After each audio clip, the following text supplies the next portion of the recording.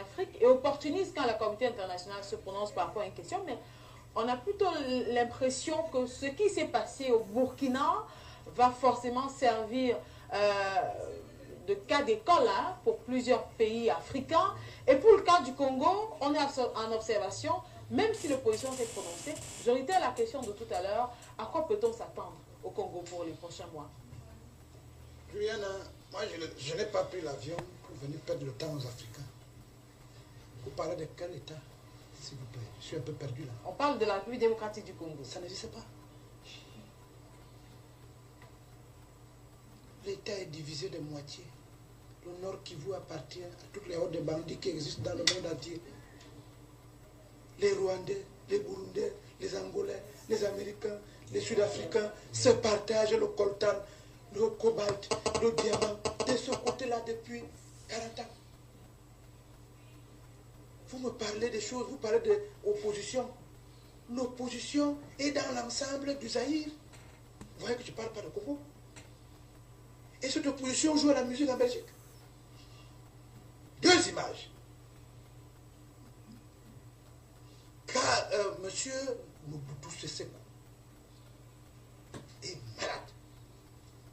KO, il va se faire soigner en Europe. Le pays abandonné à lui-même, on remet un certain Tshisekedi. Il n'a pas fait 3 jours.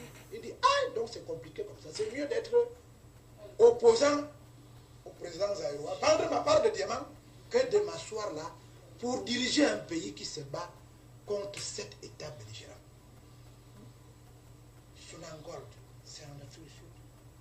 Après un moment, pour faire partir le président Zaïrois, l'authenticité, on l'a amené Ebola. Parce qu'on voit Ebola aujourd'hui. Et pourquoi Ebola dans les autres pays? Parce que tout le monde mange au Zaïre. Donc, le petit a 3 petits défis. Un héritage multiculturel. Toutes les personnes qui meurent de famine au Congo sont au Zaïre. Toutes les personnes qui ont des problèmes au Burundi, ils sont au Zaïre. Les Rwandais que vous avez tués, massacrés, ils se sont cachés au Zaïre. Donc le petit a quelque chose à faire. Paix. Parce que le Zaïre, c'est tous les 13 pays que je vous ai cités tout à l'heure. Unité nationale. Il faut réconcilier tout le monde.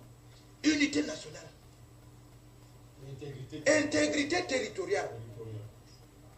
Et ce garçon est tellement malin et intelligent. Parce que moi, je ne supporte pas les gens qui ne respectent pas leur mot d'ordre. C'est lui-même qui a dit je visse. Mais après, on s'est rendu compte qu'en réalité, il a invité au Zaïre une 3e descente aux enfers. Parce que l'affaire de constitution a attaché là, où tu marches, où tu ne marches pas. Franklin Delano Roosevelt. Un écologique comme le président algérien actuel. La constitution la plus rude au monde, c'est celle des États-Unis. Ils ont supplié ce type de faire un 3e mandat. Parce que les États-Unis étaient en déflagration économique. Lui, il n'a pas de territoire. Il n'a pas de peuple. Il n'a pas d'armée.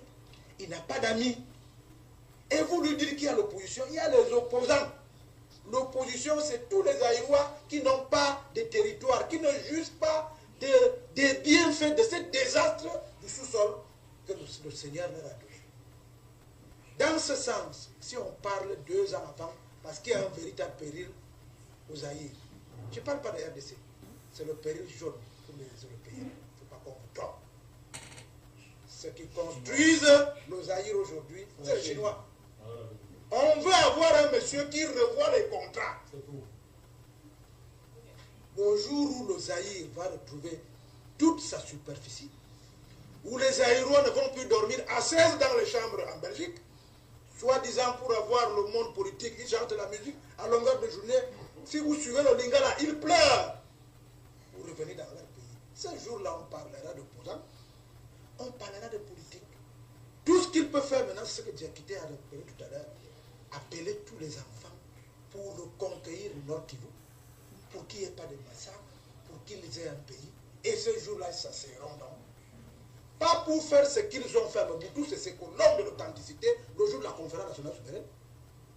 s'insulter, s'imbéciliser bêtement devant la communauté internationale, mais pour récupérer ce que les autres n'ont pas. Et dans ce sens, le mot constitution n'a pas de valeur pour le moment. Merci à vous, François pour conclure, mais on va en Belgique pour retrouver quelqu'un qui est bien concerné par cette question congolaise.